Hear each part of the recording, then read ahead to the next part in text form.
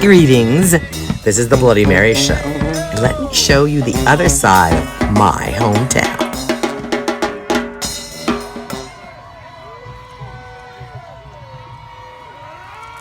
Welcome to New Orleans, a city of music, magic, and an underbelly of partying and vice and swamp magic. It's all here, plus good food. But all in all, the things that we're known for, we should be remembered as survivors. For there are disasters at every turn, and crime. You must walk a fine tightrope here in order to survive. But our spirits seem to, for we've always been called the most haunted town in America. But we weren't always American now. We are a port town on the physical plane and a portal on the spiritual one. New Orleans is a displaced Latin Catholic colony and has been called the northernmost Caribbean city. New Orleans also had the highest mortality rate for 2 centuries. Lots of death, balanced, however, with lots of life. It's still that way today. Let's explore the afterlife in its many forms. We are not alone. Follow me through my hometown, where my bloodline has been for 300 years. I have been touring you for 30 years, and I've been teaching you how to spiritually connect with the other side for even longer. I am Voodoo Queen in the tradition of New Orleans Voodoo, which is the style that Voodoo Queen Marie Laveau did. I follow in her footsteps and teach you along the way. Many of you have only a Hollywood view of Voodoo and of New Orleans, and so many movies have been made right here in my hometown. I'm going to try to clear up fantasy from reality, show you what we really do and what the spirits have to say.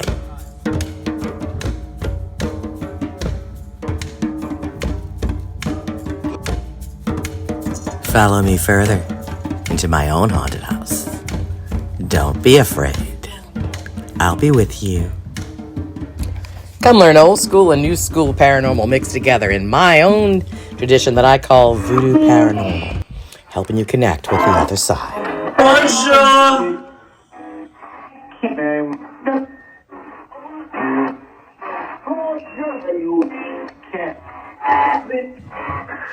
Wherever we go, whatever we do, it will be an experience.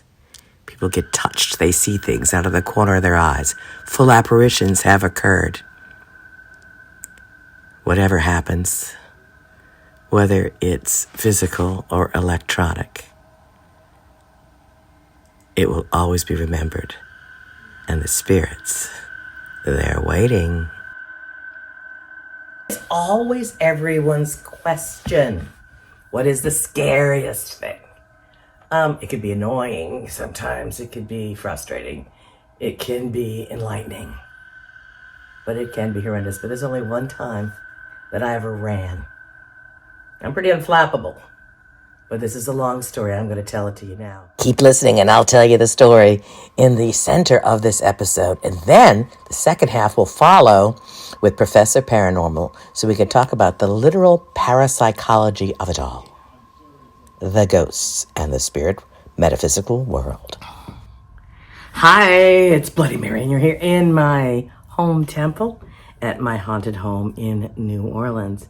You have seen me and heard me on lots of TV shows, radios, blogs, vlogs, podcasts, and more.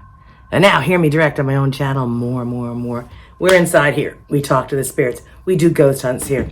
And we've been doing it longer to the public than definitely anyone else in the South, and maybe the whole country. And it's evolved, and now I have an entire haunted museum which is open to the public, where we can do ghost hunts every night. But we started off doing ghost hunts here, and I still do ghost hunts in my house in a progressive type of a thing. But this is also my voodoo temple.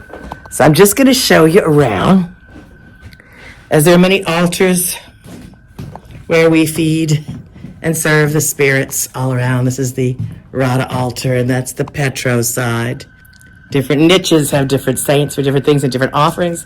The conjurer, the hoodoo, the potions, potters, dolls, charms are here. The Gede altar to the ancestors in Lemort. The ancestors are a large part of the pantheon. So ghosts are our history, I always say that. But they're more. Their wisdom is extremely important. Their connection and protection is extremely important. And we live here together. So we need to learn how to get along. We need to learn how to get along. So I call what I do Voodoo Paranormal because it mixes many of the old school traditions with the new. To feed, to dance, to sing for the dead, to give them the things that they liked in life. This is Allison. Allison is my potomaton. This is where the spirits may enter and exit to come in to the temple. As we look all around, there's offerings and you dance around it and you call the spirits. So sometimes I do my psychic readings in mediumship here, but I do them more now in my museum. And I had a lot more ghosts here when I did all my healings here too, because people don't come alone. Their entourage stays after hours and has more to say. A haunted house isn't haunted every minute of the day, and the dynamic changes as you and your lifestyle changes too. Different people that move in and out, different people that are gathered together on a particular event. All of these things affect the spirit world. I moved in here with my very small son, just the two of us, over 25 years ago. And the spirits, many of the spirits here kind of took on the role of stepdad and were very protective. And many more came out of the woodwork as time went on. I took my work home with me. I didn't always open and close gates as well. I mean, I'm a ghost tour guide, and I'm in the cemetery day and night. And then I was in the cemetery at midnight doing ghost hunts 30 years ago. They followed me.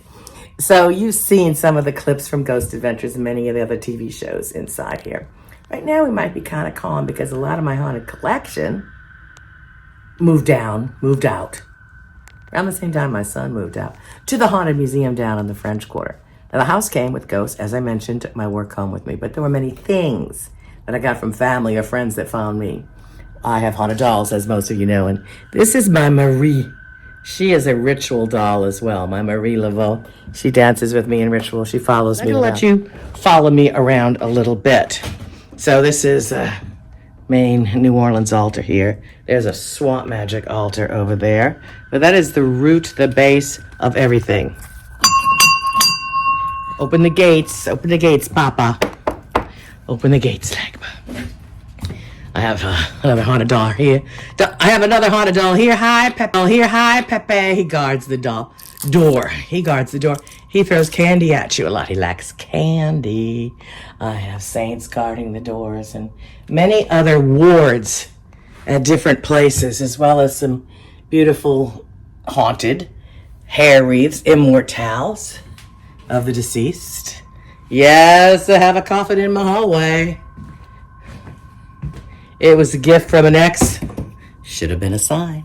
Now, even though that's my mystic room and where most of the spirit calling is going, it's in the bedroom that most of the action is. And I'm not even saying that just to be funny, though it's funny. We drum from in here.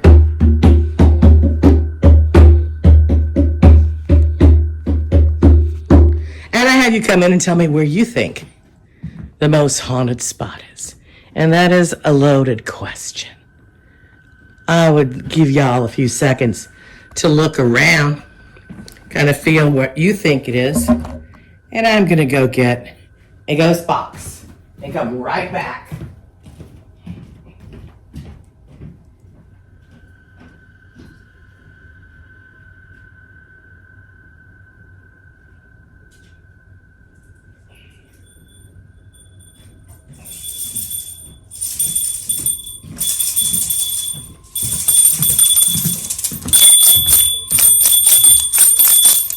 I'm going to put that Asan right there, but I'm going to put a REM pod. Just to let you know when the electromagnetic energy of the area is disrupted and something goes through here. It'll also let you know when the temperature changes, and these are signs that a spirit is near, or so they say. I put that out of the way, and I tell it, reset. Please reset. Thank you. This is a small ghost box. Now, I am a physical and mental medium. I sense things and I teach you how to open up more. But I have the items as a supplement. Maybe to verify your own feelings in case you're unsure, but you are your best. You're definitely your best paranormal instrument. So these are not definitive proof. You might have certain apps that have words that you can hear. You might have ghost boxes that you can use. And you might have K2s and such that help you let you know when the electromagnetic energy is changing. It's not 100% sure that's what spirits are made of, but that or other types of electrical energy is a pretty good estimate, but it will let you know when things interrupt. I'm one for ions, but we're going to go over a whole bunch of different instruments after. I'm going to turn this on.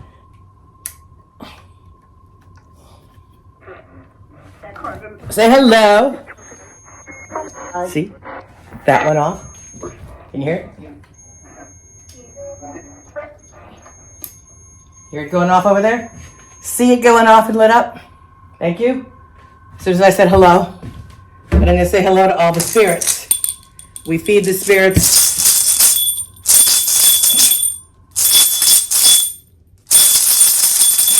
Drums for the spirits. Pour libations for the spirits. So let open the way, Papa. Papa, let us know that you are here today. In the name of the Father, Son, Holy Ghost, the Master and mysteries of the Lord. I open the way and I close the way at the end. I'm going to turn on the ghost box again and say, bonjour. Call me a liar. Have you something to say to our friends?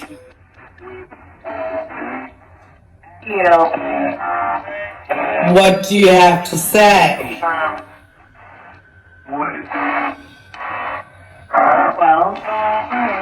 Well, what?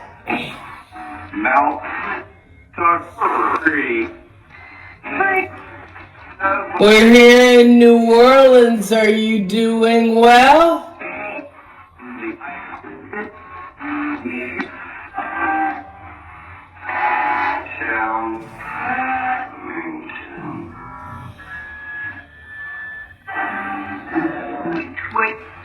I'm gonna walk around the room with it. What have you got to say? I'm gonna leave it here. Maybe you'll hear it better if I keep it closer to you. It said squirrel. We got squirrels. So all the spirits that are here, open the way. Mother Mary. Reset. Mother Mary is here today. Reset. I'm going to tell you some ghost stories in a minute, but we're just going to say hello now. Can you say hello to the crowd? Bonjour.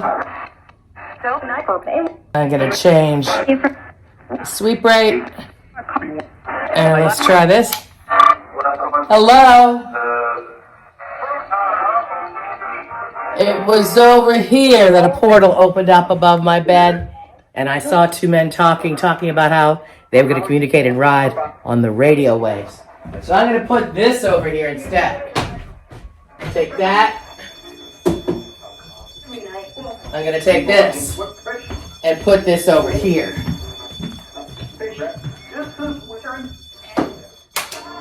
Reset. I showed you the whole room.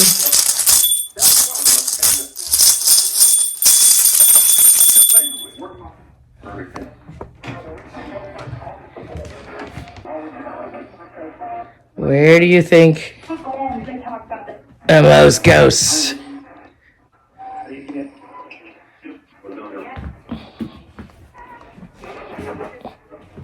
Do you feel it as I walk?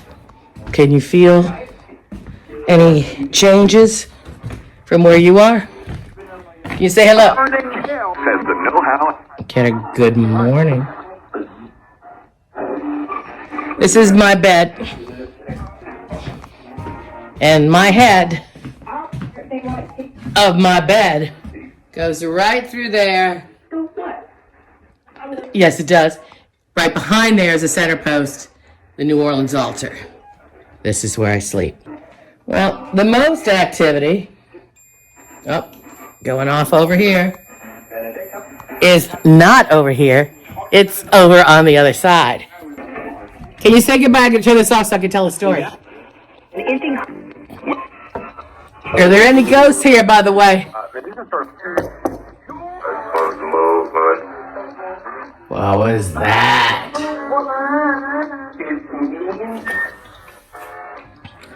Edward, are you here? Is it another person? What's your name? What? What is your name? I am Mary. Mother Mary, who sleeps right here every night. So right up here, I'm going to talk to you in a bit. It's where most of the activity occurs. I attribute that to 1, being right next to my side of the bed. 2, that there's a window out here and a closet. Here people get a lot of experiences. They get touched, they get grabbed. And I have seen hundreds and hundreds of spirits floating about doing different things. But there's also been a lot of people that have jumped in my bed that were not my husband. And of course, I say that in jest, but it's true. They were not of the flesh either. But they were not necessarily, usually doesn't come to bed at the same time as me. But when someone gets in the bed, you feel it. This thing is going off, so I'm going to sit where it is going off. I'm going to sit where this is going off, and I'm going to stop it. Because it's annoying me. Anyway. So here we are in my bedroom, which is probably the most active room in the house. The hallway is a close second. There is activity, of course, in the spirit room and in the... But a lot of it manifests more through in here. The temple wasn't always set up that way. My head wasn't always in the back to the bed. And though over there by the window that I showed you is the most active and consistent time for me to see all the spirits and the bed sometimes, that is not where the scariest things happen. And it was over there where the mirrors are. That's where the bed used to be before Katrina, when things were quiet. My bed was over there on the other side. I was 6 months before I could get back into my house. We got 8 feet of water that came up right to the bottom of the floor. There were 3 small bachelor-type apartments downstairs, and I was just the renter of the whole upper floor at the time. The ones downstairs never came back. They were crudely cleaned out and locked and left. So when I got back in 6 months, let's say we weren't all alone, but not by the same spirits or the only spirits that were here before Katrina. Way less ghosts than we did before Katrina, and my easy explanation of that to you is they evacuated with their families. Took a long time for people to come back. Took a long time for spirits to come back. But that let the dark side ran free, and I'm not talking demons. Evil per se, destructive, yes. Hungry, yes. And we were the food. But I digress. Well, after 6 months, I got back into the house, and I found myself in bed alone with my insomniac husband still out and about, and something got in the bed. And it wasn't like usual. I did not turn around and what you usually do and just kind of, feel who's there and go, whoa, okay, that's not you. I don't know if I heard it or just knew. I could have even smelled it, I don't remember. All I knew is that something was in the bed, and I turned and I looked right at it. Electrical issues. Okay. I turned and looked right at it, but it had no eyes. But I know it was looking at me, in fact, through me, reading me, like I was reading it, and I knew if it touched me, that was it. I was done. I got up and ran. That was the next day, and I rearranged the whole house. I specifically rearranged the temple, the humfa. I had my 80-year-old godfather, grandfather in Haitian Voodoo come and bless and baptize the Potomaton with my priestess from Sally Ann's. We made this my own house, a sub-house for protection and connection. Moved all my altars around in a row. Put some extra altars downstairs in the back, on the side, all around, extra wards at the windows, under the beds and doors. I was not alone. And I proceeded to a 3-year-long battle with that thing, which was hungry. And this was unleashed at Katrina. And it was amoral. It didn't go after only good people or over bad people, as some theories used to think in the past. It was just clearing the path and creating something new. And it wasn't pretty. 3 years to transform using spiritual and religious and magical reasons from all over the world, with helpers from all over the world too. Things are okay now.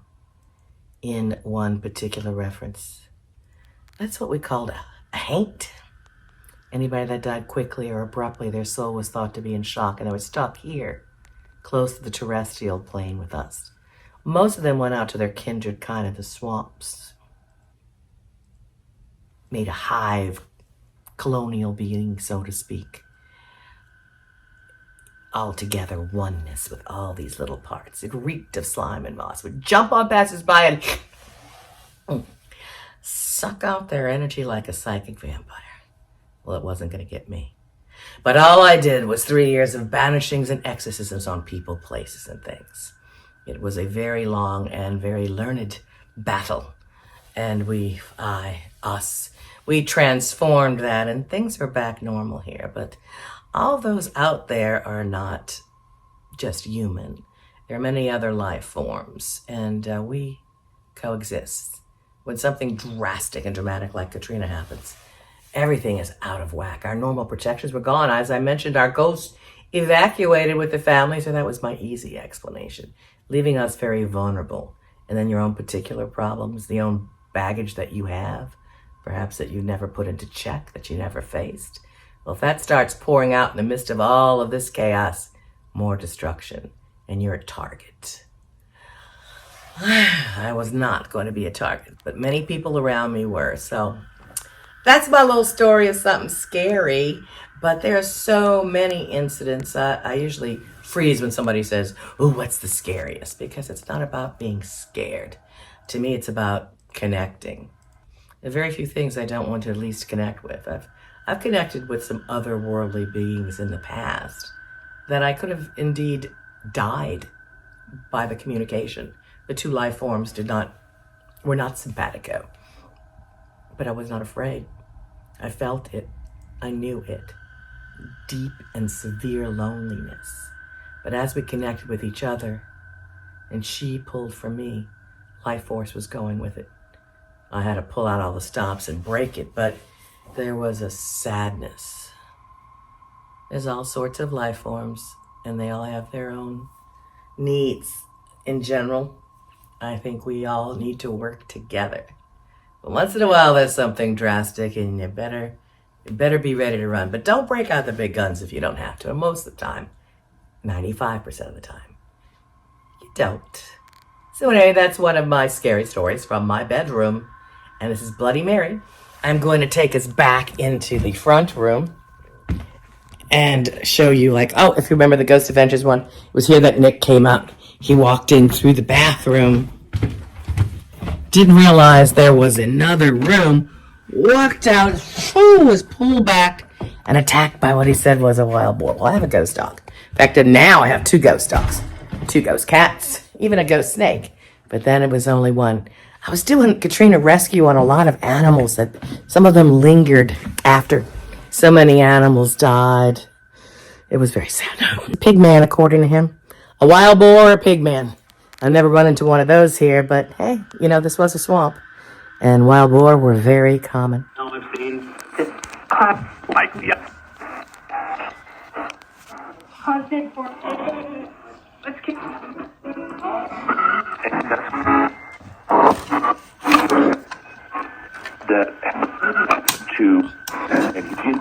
Spirits speak.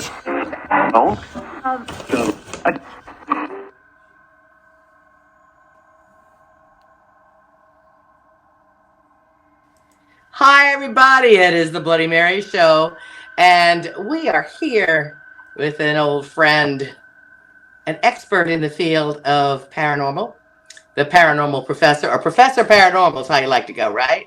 Yeah, right. Okay, Professor Paranormal, a.k.a. Loyd. I never say your name right, the last name. Auerbach. Okay, Auerbach. And I hear you have a new book. What is it? Show us, show us, show us. Well, it's actually a second edition of a book that's been out of print for a while. Okay. It is my paranormal case book. Right. It will be read. I'm just going through the proof right now, making some minor corrections. It should be up on Amazon as a paperback this weekend, and within the week. Yeah, it should be. I mean, unless Amazon kicks me out. And then sometime the following week, I'll have it up as an ebook. Hi, I'm Bloody Mary. This is the Bloody Mary Show. I'm in New Orleans, and where are you, Loyd? I live outside of San Francisco in a little town called Martinez, about 35 miles east of the city. Okay, good. Do you consider yourself techie? A little bit techie, but not that techie. I mean, I'm tech savvy. More as far as the paranormal is concerned. All right. So I actually teach a course, which is coming up in March. It's a 4-week class looking at the technology that can be and is used by everyone from parapsychologists to folks out in the ghost hunting world. And frankly, we have a basic problem with a lot of the application of various technology, in that there is nothing out there that can detect a ghost other than people right now that we know of, because we don't know what they're made out of. We don't know what the energy is necessarily that is holding imprints, that's holding the residue.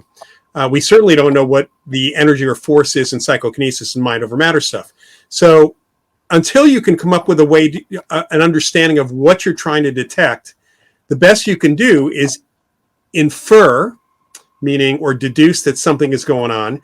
And that means somebody has an experience, preferably somebody is having an experience seeing the ghost or experiencing the ghost at the same time, in the same place, where you were getting unusual readings on various forms of environmental sensors. An EMF sensor is an environmental sensor. Just an EMF reading that's unusual, there are a lot of things. Microwaves, yeah. There are tons of things. My very first use of playing around with a trifield meter back in the late 80s, we were in a house. We did have some really unusual correlations to residual hauntings after turning the power off.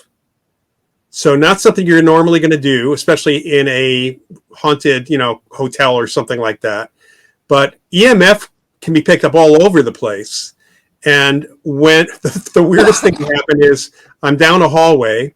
The folks who are with me are in the kitchen with the witnesses, people living in the house. And I'm walking towards the kitchen, and all of a sudden I hear a click from the kitchen, and the EMF meter spikes. They had turned on the coffee maker, and I picked it up from 40 feet away. Wow. That's pretty cool. And then another very haunted place, an actual haunted place which no longer exists, unfortunately, in San Francisco, had really bad wiring. So when you walk in, the EMF reading was topped out. You couldn't detect anything because the wiring was bad. But I know that several paranormal groups or people came in and they said it was so high that it must be lots and lots. It had nothing to do with the ghosts. So it's really back to, what do the people experience? Well, I always say that you're your best paranormal instrument, and if anything, the others to supplement, to verify your own doubt, or to try to verify. And I like multiple people to verify without knowing the story of the place. Yeah, I was lucky enough and unlucky at the same time to have the place that my haunted museum is in now for about a year, well, a little under a year, with no power whatsoever. So whatever we were using was without that. That's and good. Then brand new things. And I have stuff right now without power that'll spike like crazy. Certain, refrigerators, ovens, things like that. But for a while, there was no power in the whole building because the wires were gone. Had a fire, it was gone. They were ripped out of the walls. There was no accidents that could have occurred that way. But I'm not a big EMF fan anyway. No, I mean, I like the experience. I like when people get touched. I like when they hear something. I like when a smell permeates the room that half of us smell just desperately, or occasionally all of us. But, those type of things aren't necessarily for everyone at the same time, or they experience it in different ways. Absolutely, because we're all wired a little different. Yeah. Yeah, one will smell, one will hear. It's pieces of a Yeah. puzzle. Because of the TV shows, I have had to try more and more, gadgets to make people happy, but to verify that, it's a hard sell on apps for me. Oh, the apps. I mean, Yeah, they're fun. The worst ones are the ghost photo apps. I haven't used those, Yeah, but I I mean, know some, that use it. I'm like, they're kind of. I mean, they're fun. But over the years, I've had people send me photos. Like they said, a friend of mine took a picture of me, and there was a ghost in it. Here's the picture. Well, I can usually identify which of the apps the ghost came from because they have their own gallery of ghosts to add to the. Yeah, never use the apps with pictures. Occasionally with vocabularies, and one or two that might have syllables instead of words, which at least narrows it down. Small amount, but probably not. I do like my, out of all the ones with the words, I guess I have some of the older tried and true ones that I continue to use that aren't made anymore, like the Ovulus and things like that. Those is, again, you need a human being to say that there actually is a ghost present, but more importantly, human beings, living people, can affect devices. We actually have significant data from the lab. Well, so in the laboratory, we over the decades, we've done a lot of work on how human beings unconsciously affect machinery, devices, electronics, and things like that. Absolutely. And so we don't know with any of these devices, like even with EVP, we don't actually know whether or not there's a spirit present. Unless somebody act like you, somebody psychic says there's a spirit present, we don't know at all if there's a spirit present who's doing it. We don't know if it's you as the operator doing it because you have an expectation, or if there is a spirit, it's like the spirit is working through you, kind of using. Well, yeah, just like having a spirit guide. Right. A lot of times they're the controller. They're the ones filtering, or you're filtering their information. There's a lot of those types of things. I mean, it's almost impossible to nitpick the difference, but I remember before anybody start like doing this on TV or things became popular, I did this like midnight ghost hunt graveyard tour 30 something years ago. Right. Mm-hmm. And, I at first decided I was going to buy everybody flashlights, make it say yes or no. And they go, well, you're talking about the meters, the K2 meters? No, I'm talking about flashlights. Oh, I mean, flashlight, that whole thing is just. I bought all these flashlights. Good ones. Gave everybody some. And, out there a couple of weeks, and it's like, God, they're all broken. They're flashing, yes, and they're going on and off. And, I buy new ones, and then a week or so, they start doing that again. And then, like, a couple of years later, everybody's like, that's a ghost hunting device. They're manipulating. I was like, well, I threw all mine away. I thought, if all of us were working, or all the ghosts were working through them, I was like, screw this, no flashlights. Right. We're one flashlight, me. I'll use it occasionally so we don't get lights everywhere. But it later became like the, device. Like the cat ball is the device now. The cat lit up ball is the fun thing. I used my kids' toys a long time ago. I mean, they light up. They do funny things. Hey, I had a case in which the apparent ghost created this beautiful script, very curved hello on an Etch-a-Sketch. I've heard about people do. Yes. So, I mean, I've got an Etch-a-Sketch. I haven't had another case that's done that, but why not bring an Etch-a-Sketch along if there is physical stuff going on? I mean, it has to have some physical component to the case. But what was really interesting, to do that as a living, and that's usually straight lines, isn't it? It's almost like pixels. You have to go square by square. It would take hours for anybody to even come close to something. I mean, many hours and a steady hand to do that. So it's really pretty interesting. You can bring, and kids' toys are good. I mean, thing that's out there. That the guts of it works well, but yeah, it's a $20 theremin kit. In it, probably the give me the URL. I need it. Yeah, I mean the casing probably costs more money than the actual guts of the device. Right. And yeah, the apps make me crazy. The little K2s make me crazy. But other EMF meters, I'm sure, are designed much better than Yeah, that. but again, they detect electromagnetic fields. They don't detect ghosts. And an I unusual, understand that. Yeah, yeah. It just lets you know when something is changing, which yeah, can have a variety. That's why these people give somebody to walk around the French Quarter to tour. It's like, you can't do that. There's no controlled environment there. You know, the no, best I could do, and I'm the only one that does this because it's really not that financially lucrative. You know, I make sure we're the only ones in the building, you know, in all four sides. That's the best I could do to contaminate the very least. sure. You know, so whatever's going on is right in front of us. There's no weird electrics in other rooms. There's not, you know, that we at least are aware of what's going on.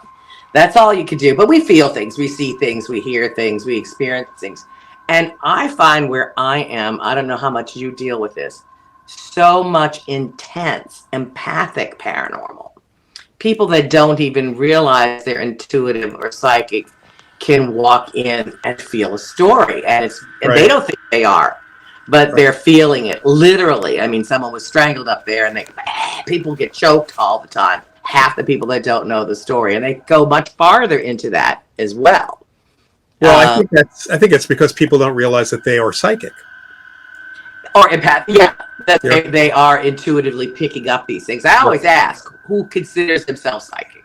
Everybody has some degree, course. for the most part. Yeah. People have different aptitudes, and you know, I think most people are in denial when they have these experiences. Well, I mean, some of them are very surprised. Some of them are very happy. Some of them actually get scared. And I think a lot of it's got to do with being scared that they're connecting with it, you know. And then, of course, D and D and all that. I usually tell people when I talk about those kinds of imprint, those kind of the energy, the information in the environment, I usually talk about the fact that most people have experienced it, whether they know it or not. I'm not even talking about haunted places. When they go house hunting or looking for an apartment and they walk in and the vibe is bad or the vibe is really friendly or good and it's not the decor, it's because they're picking up on the emotions of the people who live there. I have there was a very infamous and tragic murder-suicide in the place that I have. I remember. It's been a few years that I went on that. Your little, but I try not to front load people. For the people that don't know the story already, I don't want to tell them beforehand, because I at least want them to give them a shot of trying to connect on their own. Sometimes it's humorous in retrospect, you know, but it can be very emotional for people with heavy empathic paranormal, because I think those people that do sense it, the spirits there may step in and want to talk to them, because that's happened a lot. People that didn't consider themselves mediums, who had, you know, start expressing ideas and memories that they don't know what it was about. Detailed ones that aren't in the public knowledge. So there's a lot of psychic phenomena involved, and I think only people now seem to be caring and going back to that. I always thought what I did voodoo paranormal, because I use old school and new school and spiritualism techniques. But 15, 20 years ago, people were kind of afraid to do that, it seemed. Now it's more blended. What do you think? Yeah, I think that things have evolved to some extent. You know, partly we see many, many more mediums. You know, I work with the Forever Family Foundation. Yeah, that's what I mean. They're certifies mediums, and I've met a lot of folks, you know, some of which are not that talented, even though they think they are. But I think it goes back in some respects to John Edwards' show. In some respects, you know, as good or bad as he thought Crossing Over, which was on, you know, the Sci-Fi Channel. I think that made the idea of mediumship more popular in many respects and more normal. And mediums started coming out of the woodwork. There had been other well-known mediums, but not in the same way. In other words, it brought mediumship into popular culture, partly because it was the Sci-Fi Channel, I think. Okay, so John Edwards' show brought it into popular culture, right, which spawned a whole bunch of other shows down the road. Teresa was actually one of the first mediums tested and certified by the Forever Family Foundation. And before her show started, and actually just after her show started, actually I think it was the first season, I did an event on Long Island for the Forever Family Foundation. She was speaking, doing her thing as well. And I got to tell you, I was impressed, really impressed by what she did. She walked into the audience. She walked over to people individually, and and she would say, your mother's here, and would be very, very specific. It happened the following year, but the following year was the second season, and she had an entourage with her. Mm. And we kind of lost touch with her in the foundation because she was consumed by the show. So what happens to certain people is that they may be genuine, but then showbiz gets involved. Right. And it creates, a monster sometimes. Chris Angel was one of the nicest guys I ever met. Okay. During his first season, I heard, and I knew people really liked working for him. And then I heard, not so great stories later on. So. Well, the thing as a medium and as I do old school seances. First of all, I don't like the big amphitheater style. It's too much. Oh yeah. I just don't like it. Yeah. I like more one-on-one. I like one-on-one best. I can now, handle I had 13, 15. I don't like 50. I don't like any of that. But I don't like that many because it's like the same problem that you have with a ghost box, if you want to compare it electronically. There's a lot of static out there. There's a lot of overlay of channels that could interfere, whether the people are there in the flesh without your box or with the box. When you're inside the box, you got to be able to cut through the chatter, right, to get to the right thing. And I don't know, a big amphitheater like that is just I think it's an opportunity for people to experience, to see a medium live, even if I might say something like that, but it's certainly, you have to learn to focus, ground, and filter. And I think that's the problem with a lot of mediums. That was my weird comparison with the radio channels going back and forth. You're going to be bombarded with thousands of things if you don't learn how to ground. Right. Because there's thousands of layers of dead people, memories, residual, all the above, everywhere you go. Yeah, my late investigations partner, Annette Martin, who was a phenomenal psychic and medium, we would go on a case, and mostly we did residential cases. And before we walk in the house, she would mentally or even out loud for our benefit would say, "Okay, I'm going to turn on she'd tell me I'm going to start being psychic now." And then she'd say, "Okay, anybody else here in the neighborhood, wait till I come back out.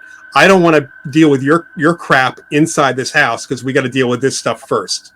I say it a little nicer, but yes, you have to set boundaries. He was a lot nicer than I am. Spirit of what's going on here now, and if other people, and of course other things will come in, they can, but I open the gates for the ones with the people, the group that were here. Everyone else, we salute you. We'll deal with you later. I try to tell my spirits of the house, we're going to have a part to deal with the paranormal with you later. And this part is for the people that are sitting at the table. You might get people photobombing, you might, or jumping in. But if you set your tone, I'm here to connect with this house and, learn from each other. And when you leave, it's like, I'll see you again one day, and close the way. That's the whole part of ceremony. People get so afraid when is there a portal that'll open? Well, I open a portal in a portal. I'll open it. This is what we're going to do. This is why we're here. And I close it at the end, to kind of put you in that protective circle for that moment. And, people are afraid of certain words because of everybody thinking hashtag it's a demon or something. But you've got to open and close, state specifically. And it's polite to state while you're there anyway, and then always send away and ask permission to see you again. So it's kind of like hello, goodbye on your Ouija board. And of course, everybody's deathly afraid of Ouija boards. Oh, I've got a dozen of them in my house. Boards are funny. What? I got a dozen in my house of different designs. Yeah, and you probably don't use them as a mediumship tool yourself, right? No. I say they're too slow. But I know people that work with them well. So it's kind of like texting with someone who can't type. And a lot of people couldn't read her, right? So yeah, interesting. But I like them. I'm not afraid of them, but I don't use them regularly. Well, yeah, there's, the thing is that if you really look, and I think this already, that the worst shift in people's belief about the Ouija boards happened after the Exorcist movie in 1974. Oh, that's right. They did have the Exorcist in there. Well, I had one as a kid around that age. I did too. Catholic school. We got them at the store like everybody else. I mean, Yeah, my you have mother, some nice ones. my mother knew I had one. You know, it wasn't a hiding thing at the time. No, they were very. I mean, they were very popular. Somebody I know who's an author and had gone to Catholic school also said that that even the priests were playing with the Ouija board with them. But the day after The Exorcist came out, the word had come from the archdiocese to put them away because people are freaking out. That's funny how people get on things and be like, "Oh, I heard if you use dowsing rods and you could get attached." I said, "You know, they can attach to your keys if they want to. You know, like, you can't be afraid of every little thing, right? I mean, I don't know. People have too much fear, and fear is a problem. Fear Fear is is a what problem, and I over. always have to tell people that ghosts don't carry guns and knives, so it's not something to worry about. No, no, you know, people do, ghosts don't. You know, Yeah. don't go in locations by yourself. You never Well, know who's in. yeah, You know, there's a lot of reasons for that, and yeah, rarely. people with the guns and knives, Yeah, there's as that. well as. There's safety. I can tell you from personal experience because Mm, I've done residential cases for most of my cases mm. that on occasion you don't know unless you talk to everyone in the household and everybody's fully aware and you're aware of some issues. I've had guns out in a couple of instances because the wife who thought they were haunted did not tell her husband that a parapsychologist was coming over, and I was there by myself. I'm unpopular when I say no drinking on the ghost hunts. Everywhere else, people know this, right? That you don't drink on ghost hunts. But in New Orleans, I'm bad for saying no liquor. It's like, look, we're riding around in the Yeah. dark in the night in a 200-year-old building. You know, Right, no. right. It's a safety issue. Yeah, I mean, and if you're a sensitive, whether you know it or not, and if a spirit is actually going to attach that everyone is so worried about, it's much easier when you're drunk. You know, that's why the ghosts love Bourbon Street. They just get to feel the flesh up and down the street, man. Right. Everybody's just drunk, and that's okay if you know it. But yeah, you don't. There's that, and then there's the safety issue. So safety is important to keep in mind. But yeah, I think that people might put a little too much emphasis on the vocabulary machines and apps. So, you know, a word comes up, evil. It's like, you know, I said, even if it's a ghost and not just the thing coming up, you know, they want to mess with you too. One of the first gadgets I did out with, you know, thermometers and things, everywhere I went, the thing would change to 66.6. I'm like, yeah, okay, whatever. You know, well, and then there's the situation what I hear from folks every once in a while who have had a local ghost hunting group in and are really pissed off because the ghost hunting group, or they're more afraid, the ghost hunting group told them there was a demon in the house. Of course. Why did they think there was a demon in the house? Well, they got a growly get out on their EVP. I said, That's and they better than most. were they yelling at the ghost to try to get the ghost to do something? They're provoking, yeah. Yeah, I mean, I know yell at you and growl too. Yeah, and I know someone who got and get the F out. Yeah. Once we had that happen here when the Ghost Adventures came to my house. I'm not surprised. I mean, if you were dead, out a couple of times, it's like, yeah, why not? You know, if you're a ghost and these guys come in and start yelling at you, of course you're gonna. I mean, personally, if I had the capability as a ghost to whack them upside the head, I would do that. But that would definitely make me a demon. Of course, you're not allowed to get angry. Not allowed to get angry. Right. Right. Spirits have moods just like you and I do. Ghosts sometimes they don't want to be bothered. Sometimes they want to reach out. And a little word to the wise out there that I've had to teach so many people.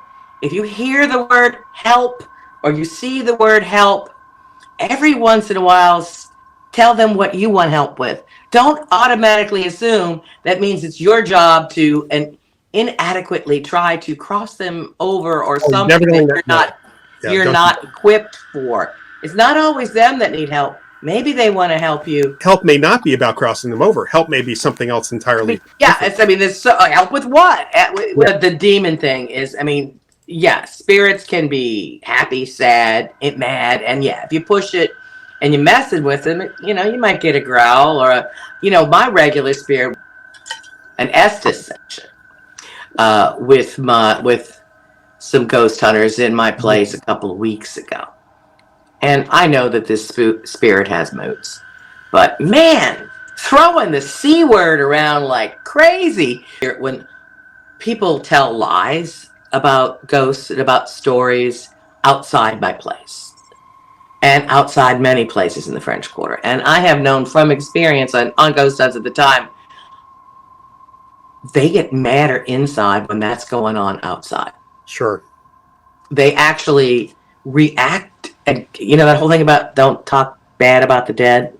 They actually do care, and it does matter, and not they care. You know, because they're people. Yeah, I mean, and even if they're not there in the flesh, you know, there's a part of them that's still stuck to the lie. I don't know. It's an interesting situation that I'm put in because I do believe that spirits can grow in the in between time. And I think if they have a shoulder to lean on, if you want to look at it that way, or shaman or priest to help them, that in that time period, like therapy, you know, you could talk or feel or get somebody to understand, and it can help them in their spirit growth, whatever that is, wherever that is going to lead them. It is more than to just have a lark or pick and provoke a spirit. I really want the communication and the teaching. You know, so what's your focus? What do you think? Are you more trying to prove the scientific aspect of it, or just to connect with the psychic communication? What do you think your reasoning? When we, doing investigations is about a couple things. One is learning more about the phenomena itself. Just what's going on. That's the process in science, is to gather as much data and information as you can. Right. Where it's most important to help the living and possibly the dead, if they need help. Yeah, the cooperation. Provide some kind of resolution or some sort of outcome that's positive for everything. And along the way, we learn quite a bit. In fact, this whole approach of the helping approach has, and even kind of applying that across the board to some of the public places, I've experienced or witnessed more phenomena by doing it that way, being very friendly, open, even injecting a little humor. It takes longer, maybe, but it's better. Yeah, sometimes it takes longer. Sometimes it takes a lot shorter. Because they think they're going to get more response by screaming at them. Right. I do got long term in places. That's how I do it. I work with psychics and mediums. I work with a variety of people. For their input is very important. But we also work with the witnesses. The witnesses are extremely important. And one of the things that's gotten me about the TV shows, sometimes, not all the shows do this, but there are shows that have been on, they kick the witnesses out. They don't want the witness testimony is worthless because it's anecdotal evidence. But without that witness testimony, why would you think the place is haunted at all? And then on top of that, they rely on their own experience is okay, but that's just as much anecdotal evidence as what the witness experienced. No, the witnesses are extremely important. Yeah. And of course, it's going to be a different experience for one person in the house and the other person in the house. Right. It's just the way any relationship is, right? When we go into a case, is to look at all the things that people are reporting, the individual events, and try to look for explanations that are not paranormal for each event, to get those out of the way so that we know what is paranormal. And then we have to figure out, are we dealing with a conscious entity? Are we dealing with residual information, a haunting? Are we dealing, if it's physical and purely physical, then we look at it, start with the perspective that it's one of the living people that's causing that phenomena, not a spirit. More like a poltergeist aspect. Exactly. Yeah. we find it actually more with people under certain people under stress. And then there's a percentage that actually connects to temporal lobe, epileptic-like activity, or even epilepsy. It's a small percentage, but that can happen too. Which is somewhat what happens, I guess, to some explanations of poltergeist activity being psychokinetic. Something. It is psychokinetic. I mean, anytime anyone moves an object with their mind, living or dead, that's psychokinesis. Yeah. So we have the spirit of a house, the spirit of land, the spirit of the people that are there, people that were there before. I mean, there's a lot of layers out there that we live within. True. And they have something, they have opinions. We all have. I bought something for myself for Christmas, which I kind of. I'm sure you'll have an opinion on this, so I'm going to bring it out. Sometimes known as the Holy Grail of EVPs. Okay. You know that one? That particular Panasonic recorder? Particular Panasonic is the one that goes from $3,000 to $5,000. Yeah, I know of it. You've never used it? No, no. You don't have a particular opinion. Well, I think it's a little over the top, but I was, at the end, I was like, all right, I'm going to buy it. The guy said he'd take it back because I thought it worked like crap. But anyway, I put new batteries in. So I'm going to see if the spirits will talk through it. To me, it does sound a little bit like feedback, mainly. Feedback meets Mothman. So I should tell you that it doesn't matter what the recorder actually is. People who have done research in EVP, there was actually a couple folks back in the 70s who actually took a sealed new cassette tape, right, put it in a haunted place and try getting EVP on it, and got EVP on it. Because there's words and residual sounds everywhere you go, right? Something affected the cassette. The environment didn't affect the cassette. Some consciousness affected the cassette. So we also suggest people do block the microphone, because you never know, sounds. There are so many EVPs people play for me, which probably were them whispering, their stomach growling, any number of outside noises. If you block the microphone, the whole idea of EVP, it's not acoustical. It's just like ghosts are not optical. EVP is recording, by definition, it's recorded in the device, not acoustically. You only hear it when you're on the playback. That's why you only hear it on the playback. So it doesn't really matter. There's a debate about pictures being only on the playback too, but sometimes you see them. I don't know. I got all kinds of other ones we do EVP, and I know that I could get it just as good with others. But since there was one, I'm not the happiest with this. I will tell you that. But I'm going to do it just because we're here. Well, a really high quality. Say something to us. Now we got to hush.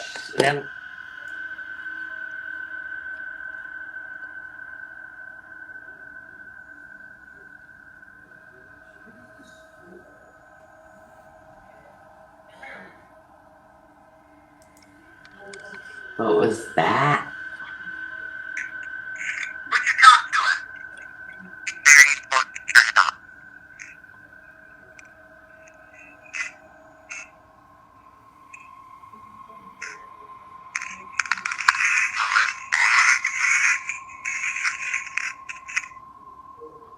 That is how it sounded.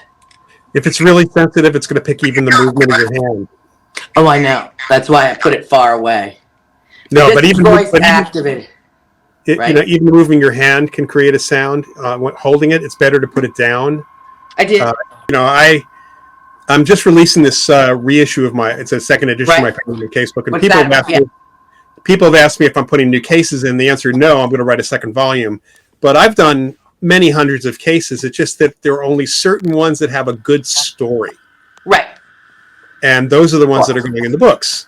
The fact is that a lot of these are very similar, and there's just not enough there, even though there might have been a ghost or might have been a poltergeist. Just not that interesting as a story.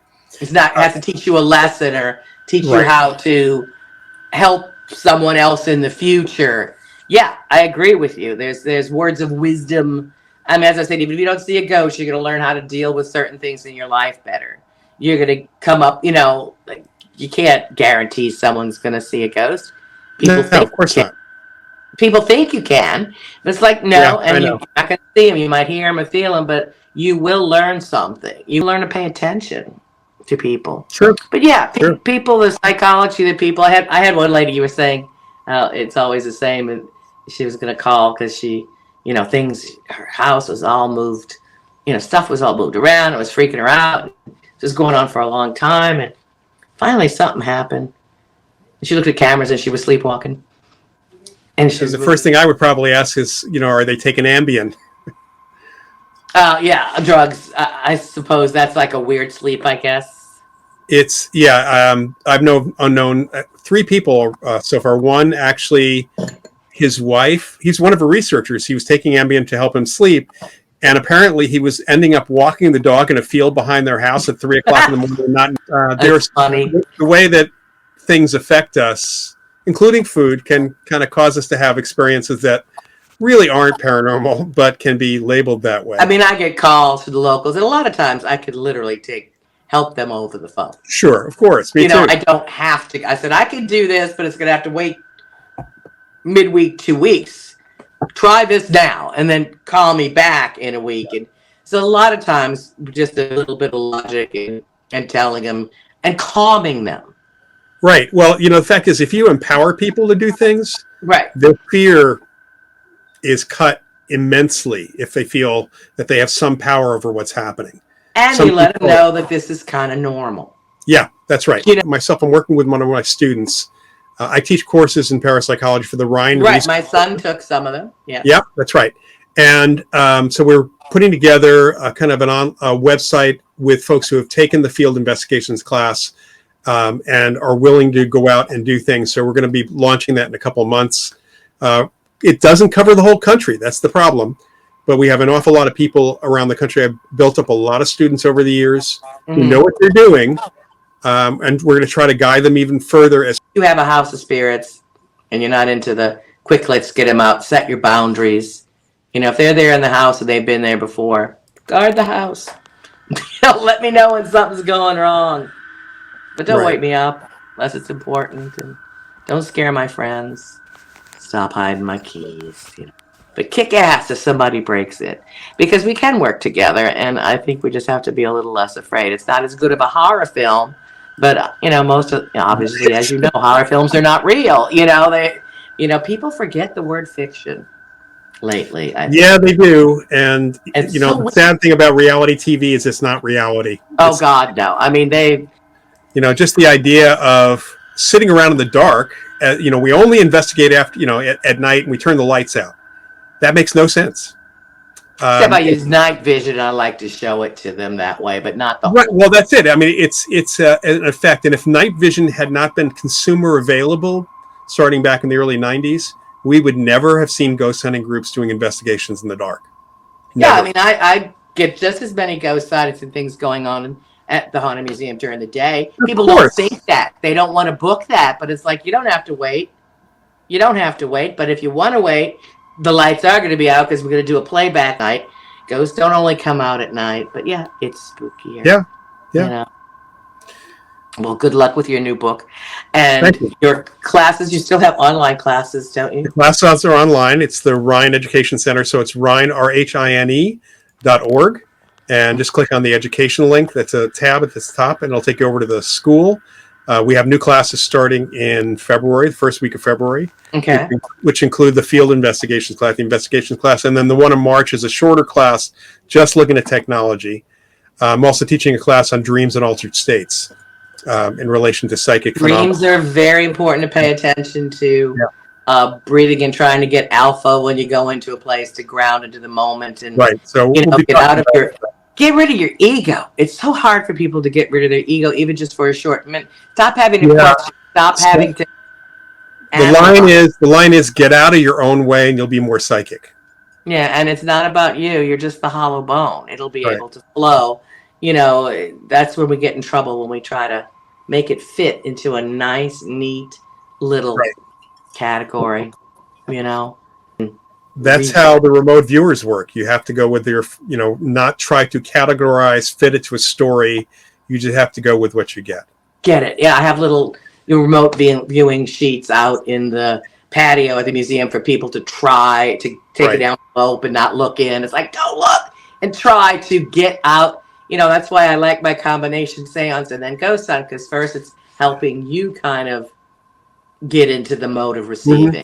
Before you jump into a gadget or other people's spirits, it puts a different step in it. And I said voodoo paranormal. I also might use things other than sage, to cleanse a sacred space or to open the way or to make you even more psychically intuitive. There's a certain incense or a certain gift, but it's also the feeding the spirits and toasting to them and letting them feel they are alive.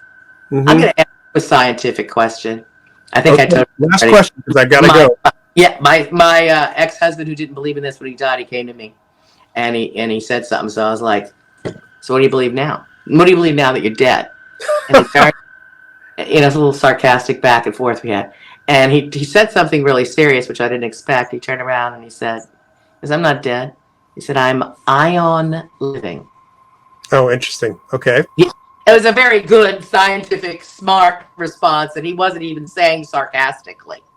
So that's something. I will say that we, some people, we're really not talking about life after, it is life after death, and it's the death of the body, Right, but it's survival of bodily death.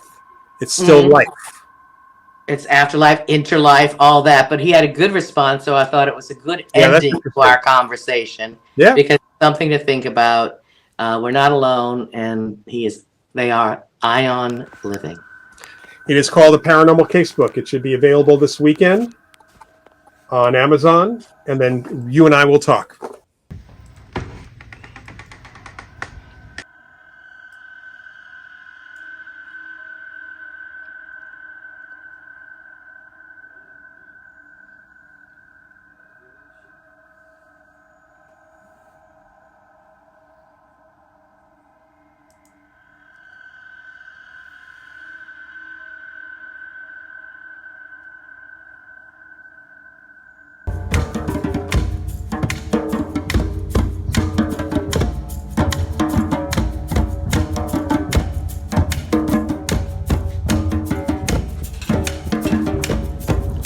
All the senses are part of the other side, and we hope to open you up so that you can receive. And it's about both sender and receiver's abilities together.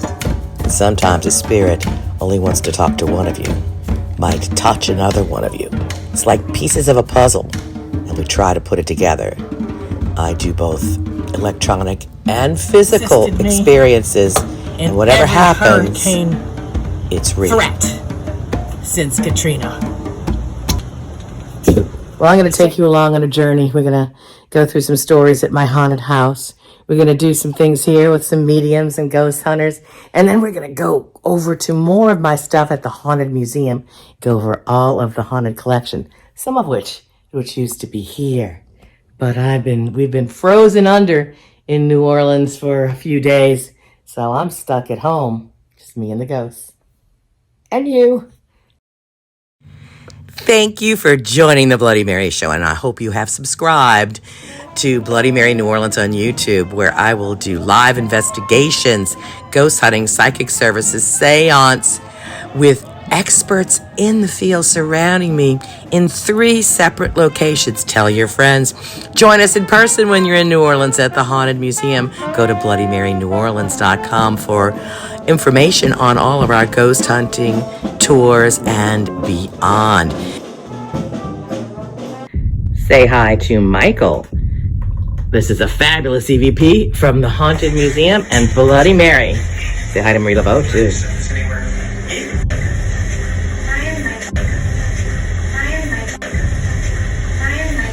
Hi, I'm Michael.